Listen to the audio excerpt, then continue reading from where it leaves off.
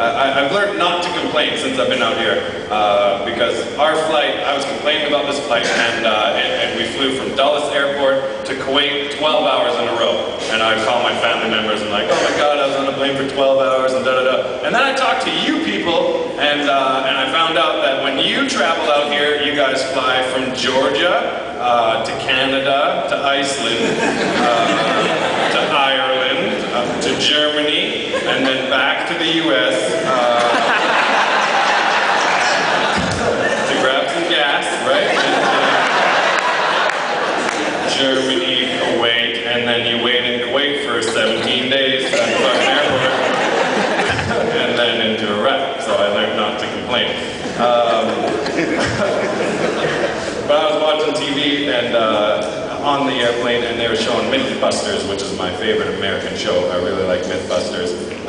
But it's on the Discovery Channel, which I think is a shame because it's a family network and they can't tackle myths that the majority of us care about, you know? Older people myths, you know?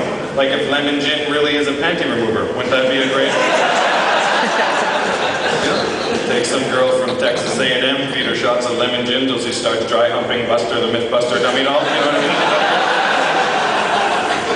Or if chubby girls really are given better head than skinny girls.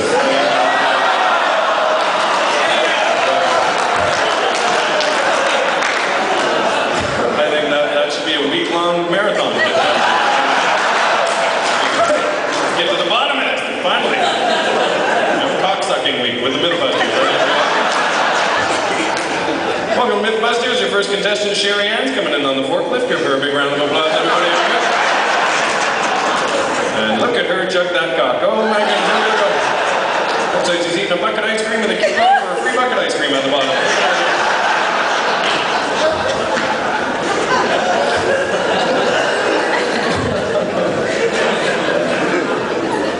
Oh my goodness. Okay. I'm gonna try this story. I haven't done it. I haven't done this yet, because on this troop tour. Because okay, fuck it. I'll just tell you. We don't care. Just tell the joke, fucker. All right. So it's about the worst day in my life. This is the worst day of my life, and it was Valentine's Day. Was the worst day of my life. It was supposed to be fun. My cousin was getting married, and he decided to have a stag party on Valentine's Day, and he was having it in Toronto, where I live, so everything was perfect.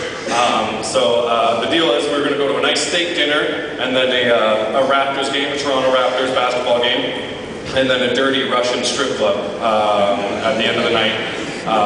So I know the guys in here are thinking that doesn't sound like a terrible day, buddy. You know, you got steak, basketball, vagina, pretty healthy dance card, you know what I mean? All three food groups are covered, so the deal is. But, okay, this is where it gets weird. It gets a little weird here, but it's okay, it's funny. It was the worst day of my life because it all started when I was a little baby, when I was an infant.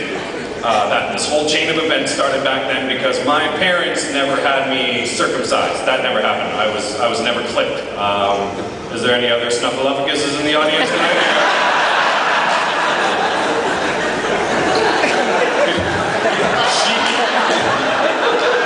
A girl raised her hand. I think I am.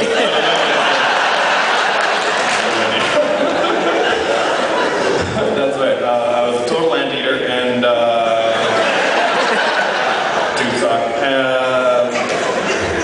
And you know how they say if you don't get your kid circumcised, there's a 1 out of 1,000 chance that they will develop problems later on in life? Well, guess what, Balad? I won the cock lottery. That's right. Penis problems, cock complications, and on Valentine's Day, I had to get an adult circumcision done in Toronto. Gross. I know, and now I'm going to tell you all about it. So I'm laying in bed for surgery, and I'm a little nervous. You know, it's your little buddy. You got to be concerned about your friend. And the nurse comes in to prep me for surgery. Now, how many male nurses is there in the world? What'd you say? 3 or 4, probably. Of course, I get Raoul. He comes floating in. doesn't even touch the ground. He's like,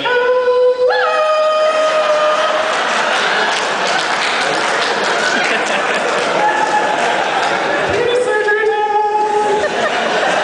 Gay male nurse.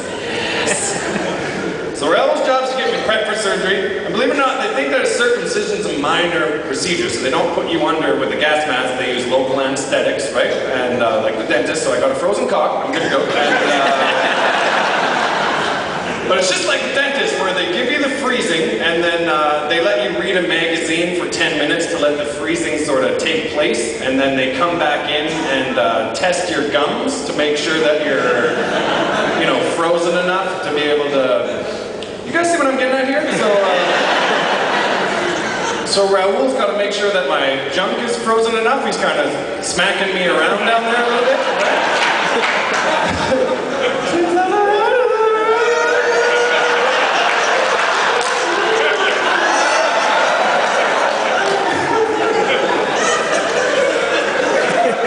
And I'm laying in bed like, do not get a boner for fuck's sake.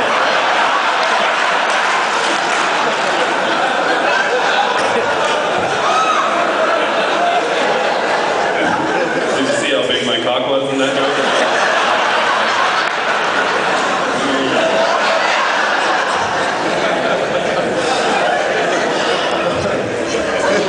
Alright, so it's all over, snippety snip, the doctor comes in, I got a new cock and my helmet head, proud part of the club. He's got some instructions for me, he's like, Paul, you've had a rough afternoon, and I was like, no shit, penis cutter. Pretty bad for me. He's like, okay, these are your painkillers. These are Tylenol 3. I need you to go home, take a bunch of those, put an ice pack on your bag, and you can't go out for like 2 weeks. I was like, you bet, doc.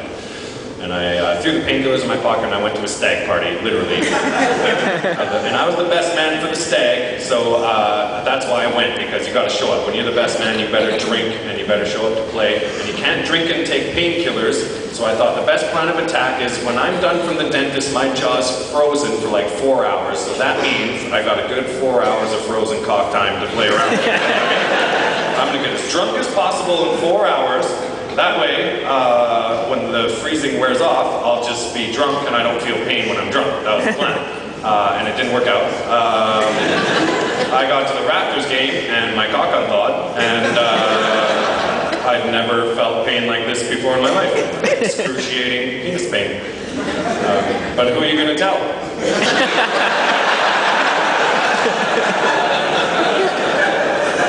You can't tell the guys on the stag party, you know what I mean? So I had to really pretend I was into the Raptors game to get the aggression out, you know what I mean? Like I was the super fan all of a sudden. I was like, yeah!